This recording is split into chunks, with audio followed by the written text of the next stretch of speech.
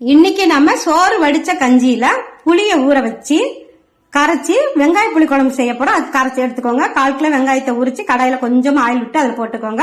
இந்த அளவு வதக்கி எடுத்துக்கோங்க. அதே கடாயில 2 ஸ்பூன் மல்லி, 1/2 ஸ்பூன் சீரகம் வறுபட்ட பிறகு 12 வத்தல் போட்டு மணம் வர்ற வரைக்கும் வறுத்து ஜார்ல போட்டுக்கோங்க.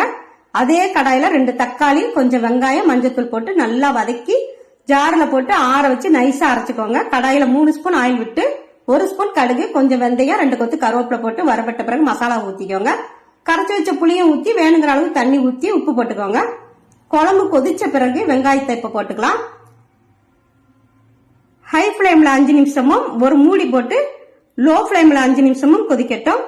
5 நிமிஷம் கழிச்சு நமக்கு பாருங்க குழம்பு இந்த அளவுக்கு ரெடி ஆயிருக்கு. கொஞ்சமா வெல்லம் போட்டுக்கோங்க. வெல்லம் போட்டா கூடுதல் சுவை கிடைக்கும். நமக்கு சோறு வடிச்ச கஞ்சியில நமக்கு வெங்காய புளி குழம்பு நல்ல மனமா சுவையா ரெடி ஆயிடுச்சு.